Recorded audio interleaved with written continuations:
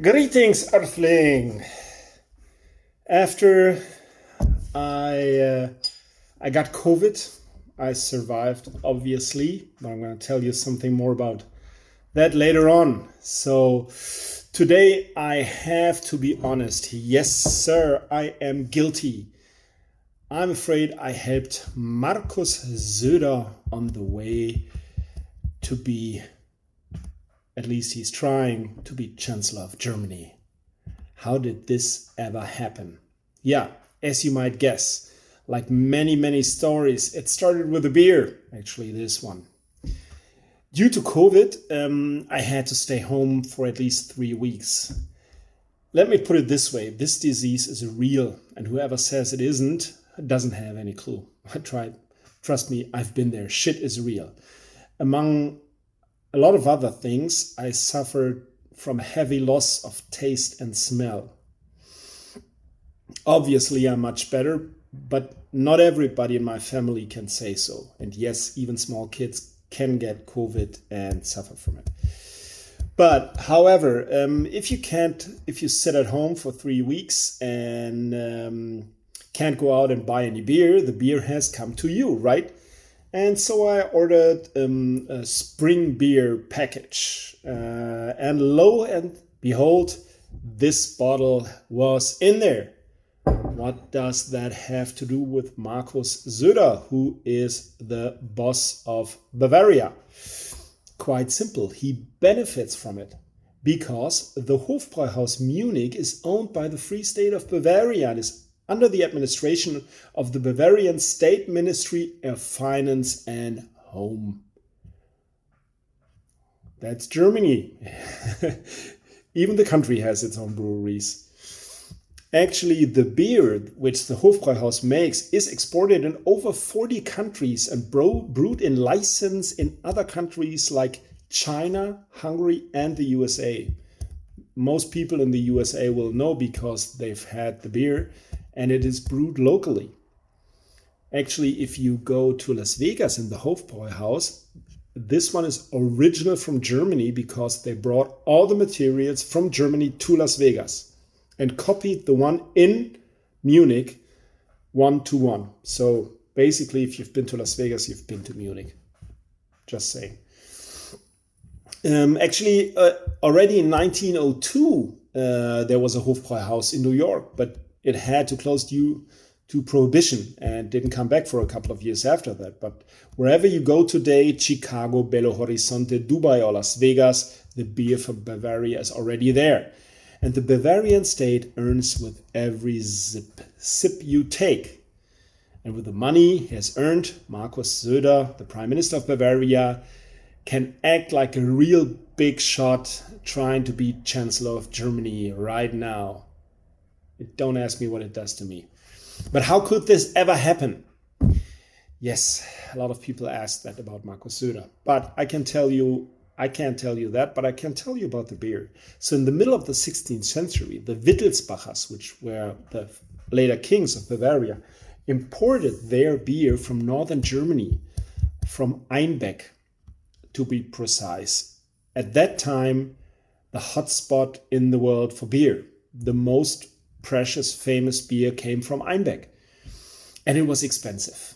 Oh, very expensive. So the Wittelsbachers started to have their own brewery in Munich, the Hofbräuhaus. That one was built in 1589. But initially, they were only allowed to make deliveries to the court, but soon started selling beer out of the house and found out, oh, we can make money with that one. It was good money to make, good money to be made on beer, so they started selling to everybody. So, however, they still haven't had the Bock beer, because the Bock beer, is the original Einbeck beer. Bock is sort of like spoken down from Einbeck in local languages, so doesn't have anything to do with any deer or anything that lives in Germany. It actually, Bock beer means originally the beer from this little town Einbeck.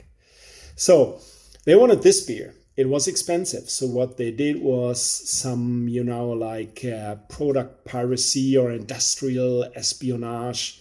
In 1640, they had the recipe, and the Hofbräuhaus had the sole privilege to brew this beer in Bavaria, and of course to sell it for over 200 years, and they made good money out of it. When Bavaria became a kingdom in 1806, it even became the Royal Hofbräuhaus. So that's when the crown went into the logo. As you can see, it's still everywhere. So the Hofbräuhaus was not only a beer supplier, but a very nice supplier of money. So nice source of income for the king.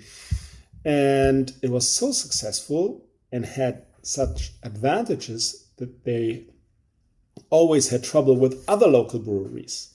So when the revolution came around in the middle of the 18th century, Maximilian II decided to sell the brewery to the Bavarian state. So he got rid of it. The Hofbräuhaus, if you've ever been there in Munich, it's a tourist trap, I know, but it has been an historical site for German history. On Palm Sunday, April 13th, 1919, a little over 100 years, nearly today, the Workers' Councils and Soldiers' Council proclaimed the first communist republic in the ballroom of the Hofbräuhaus. Almost a year later, at the 24th of February, in 1920, the German Workers' Party renamed itself in the same ballroom into the National German Workers' Party. You ever heard about it? NSDAP, the Nazis, right. A very unknown guy called Adolf Hitler appeared at this evening, and he was an early member, yes, but not the first member. He was an early member, and he held a speech in this evening. So, as I said, the Bock beer is, thanks to industrial espionage, the core of the brewery's success. So whatever happened, and the first beer from 1614, when a guy which they had from Einbeck, their spy, called Elias Pichler, he was poached from Einbeck. The first beer he made in 1614 is said to be a Maibock. This is the beer it all started with. Next time you pass a Hofbräuhaus, think about it. This is the beer it all started with. So, what is this famous Maibock? It's a bottom fermented, really strong beer with an alcohol content of 6 to 8%. This one has 7.2 and original gravity of at least 16 degrees. But this one has 31. Actually, there's a rule of thumb: don't drink it too cold. So if it has 7.2%, drink it at about 8 degrees Celsius. So that's the rule of thumb. About for every percent, have 1 degree above zero in centigrade to drink it. So that's pretty easy. So otherwise, it will probably lose a lot of taste. Trust me. Yeah, in contrast to the normal Bock, the Maibock, a lot of Bocks are pretty sweet, but the Maibock is not so sweet. It has a little more hops and less malt. Basically, it's a classic spring beer. So when you come out of winter and you have those nowadays, you have a lot of beer. You have the heavy and sometimes very sweet beers, because sweet beers could be better stored of the winter. And they start making the new beer, which is light, and think about the Pils, often bitter in summer. This is the basically transition beer. So even if you can see it, the color, if you have a look at the color, it's a nice amber, maybe dark wild honey color.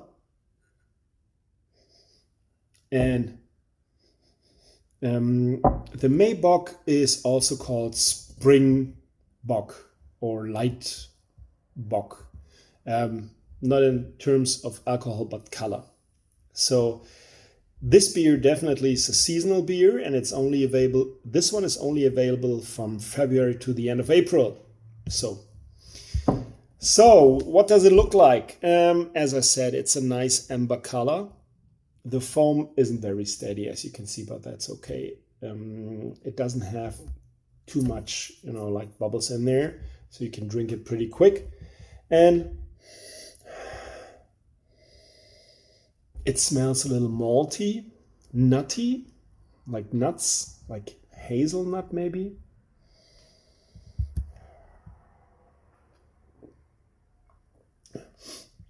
A slight caramel smell and taste, actually.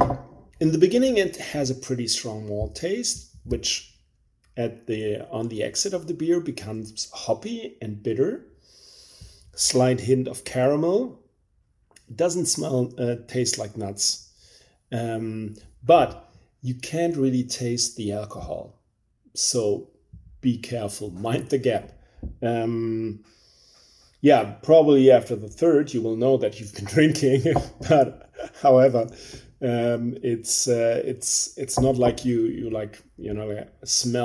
taste the alcohol or smell it. So if you ask me, it's a good beer. It's not really my type, so I'm gonna give it 3.5 out of 5. But you don't have to give it away if it's served to you. Just drink it. So have a good one. Go Tigers.